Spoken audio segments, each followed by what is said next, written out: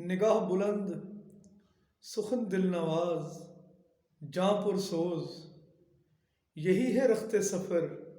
میر کارواں کے لیے۔ قوموں کو ایک مرکز پر اکٹھا کرنا اور پھر ان قوموں کے عروج کے لیے ایک راہ عمل کا تعین کرنا، یہ ذمہ داری ہوتی ہے قوم کے لیڈر کی۔ تعلیم کے جہاں اور بہت سے مقاصد ہیں، ان میں جو تعلیم کا ایک بڑا مقصد ہے وہ ہے قوم کی قیادت کے لیے لیڈرشپ کو تیار کرنا، مطلب ایسے لوگ قوم میں سے منتخب کرنا جو اس قوم کو پازیٹیو ڈائریکشن کے اندر موو کروا سکیں اور وہ قوم آہستہ آہستہ اپنی ترقی کی منازل کو طے کرنا شروع کر دے۔ اب ایک لیڈر کے لیے جن بنیادی صفات کا ہونا جو اس کے اندر ضروری ہوتا ہے، وہ دیکھیں، یہ دو مصری ایک شعر ہے علامہ اقبال کا، اس میں وہ مقاصد بہت ہی خوبصورت انداز میں سمیٹ کر بیان کیے گئے کہ نگاہ بلند، سخن دل نواز، جاں پرسوز، یہ تین خوبیاں دیکھیں۔ جو اس کی پہلی خوبی بیان کی گئی نگاہ بلند، اس کا مقصد یہ ہے کہ جو لیڈر ہوتا ہے کسی قوم کا، اس کے مقاصد بہت بلند ہونے چاہیے، اس کا جو ویژن ہے وہ بہت براڈ ہونا چاہیے، وہ تنگ نظر نہ ہو، وہ تنگ دل نہ ہو، وہ دوسروں کو اکوموڈیٹ کر سکتا ہو اور وہ لوگوں کو ایک پازیٹیو ڈائریکشن میں لے کر چل سکتا ہو اور ان کی غلطیوں سے چشم پوشی کرنے کی صلاحیت اس کے اندر موجود ہو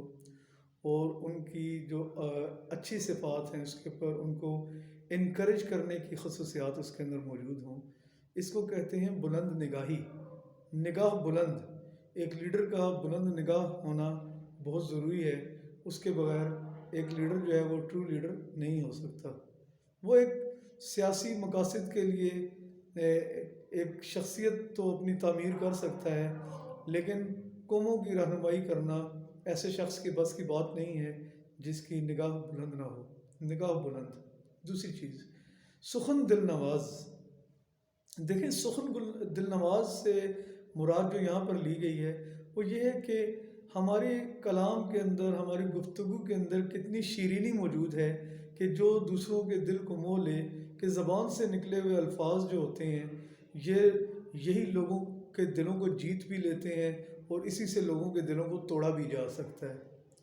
تو ایک لیڈر کے اندر یہ خصوصیت ہونا جو ہے یہ تو بہت یوں کہہ لیں کہ انتہائی اہم ہے کہ وہ اس کا اخلاق انتہائی بلند ہو، اس کا سخن دل نواز ہو کہ جس کے سامنے بھی وہ گفتگو کرے کہ وہ سامنے جو اس کے بیٹھا ہوا شخص ہے وہ یہی سمجھے کہ یہ انسان جو ہے یہ میرے ساتھ سنسیئر ہے، اور اس کے بات کے اندر دیکھیں، سنسیریٹی کا یہ مطلب نہیں ہے، یا یوں کہہ لیں کہ دل نوازی کا مطلب یہ نہیں ہے کہ ہماری بات کے اندر منافقت ہو، لیکن ہماری بات کے اندر شائستگی کا ہونا انتہائی ضروری ہے کہ نبی کریم صلی اللہ علیہ وآلہ وسلم بھی اپنی یوں کہہ لیں کہ اپنے سخن کی دل نوازی کے باعث جو ہے صحابہ کرام میں مقبول ہوئے۔ اللہ تعالیٰ نے ان کو کہا کہ ہم نے تمہیں ایک نرم دل عطا کیا نا۔ تو لیڈر کے لیے بہت ضروری ہے کہ اس کا سخن دل نواز ہو، وہ دوسروں کو ان کی ڈیو رسپیکٹ دینا جانتا ہو اور کبھی بھی وہ ایسی بات نہ کرے جس سے کسی کا دل ٹوٹے، کیونکہ انسان کا دل جو ہوتا ہے وہ انتہائی ویلیویبل ہے اللہ تعالیٰ کی نگاہ میں۔ تو لیڈرشپ کی خصوصیات اللہ تعالیٰ اسی شخص کو عطا کرتا ہے جو کہ اپنی گفتار کے اندر شیرینی پیدا کرتا ہے۔ سخن دل نواز، یہ بھی لیڈرشپ کی ایک بہت بڑی خصوصیت ہے۔ پھر جو تیسری بات وہ ہے جاں پرسوز۔ جاں پرسوز سے جو مراد ہے وہ یہ ہے کہ آپ کے اندر قوم کا درد موجود ہو۔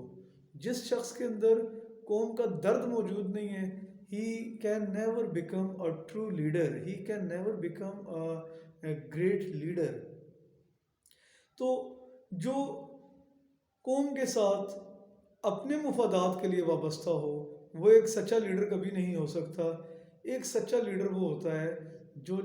پرسوز دل رکھتا ہے، جو قوم کا درد رکھتا ہے، اور جو ہر وقت قوم کے افراد کے لیے سوچتا ہے۔ اس کی تمام تر سوچوں کا جو محور ہوتا ہے وہ اس کا قومی مفاد ہوتا ہے، اس کا ذاتی مفاد اس کی سوچوں کا محور نہیں ہوتا، وہ خود غرض نہیں ہوتا۔ ایک اچھے لیڈر کے اندر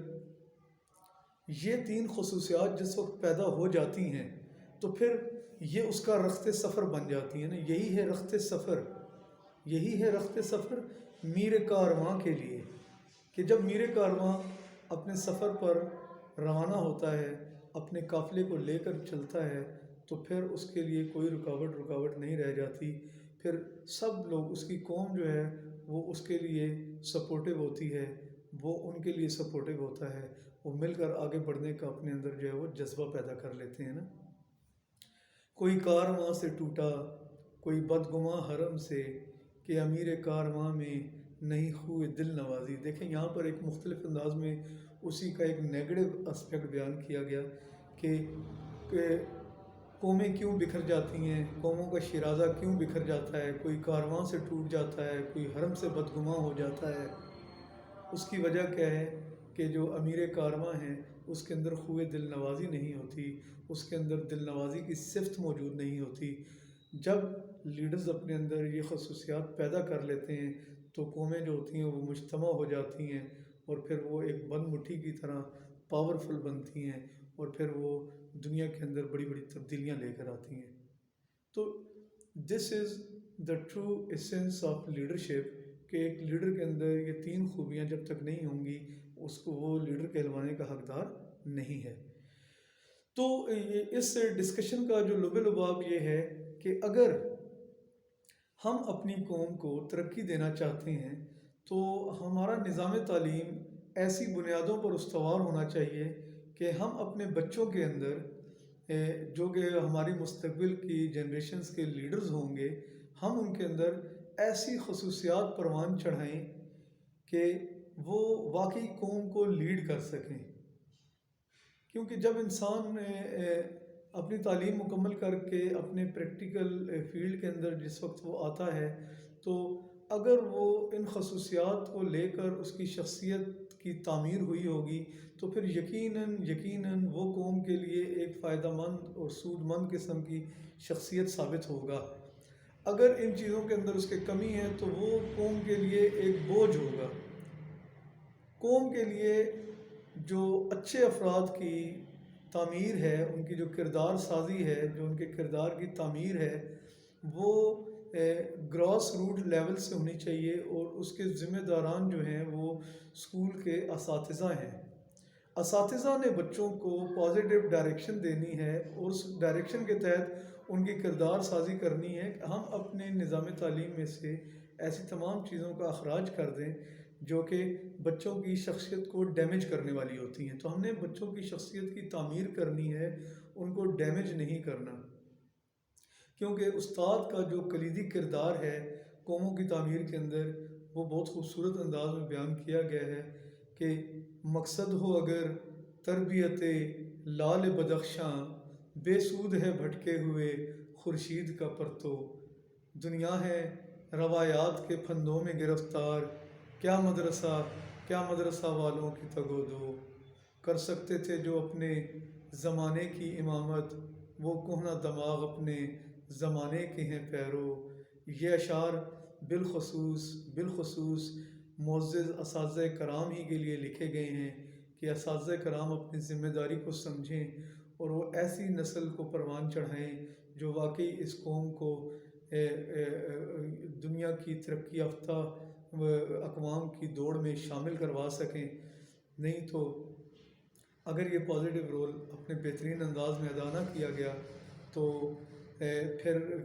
یہ سمجھیں کہ ہماری آنے والی نسلیں بھی مشکلات کا شکار ہوں گی۔ اگر ہم ان نسلوں کو ان مشکلات سے نکالنا چاہتے ہیں اور ان کو باعزت مقام دلوانا چاہتے ہیں اقوام عالم میں، تو آج کے استاد کو اپنی ذمہ داری سمجھنی ہوگی، اور آج کے طالب علم کو بھی یہ ذمہ داری قبول کرنی ہوگی کہ وہ مستقبل کا لیڈر بننے جا رہا ہے، اس نے مستقبل میں اس قوم کی رہنمائی کرنی ہے، تو آج وہ اپنی تربیت کرے گا تو کل وہ اس قابل ہو سکے گا کہ وہ اپنی قوم کو لیڈ کر سکے۔ وما علینا الا البلاغ۔ السلام علیکم۔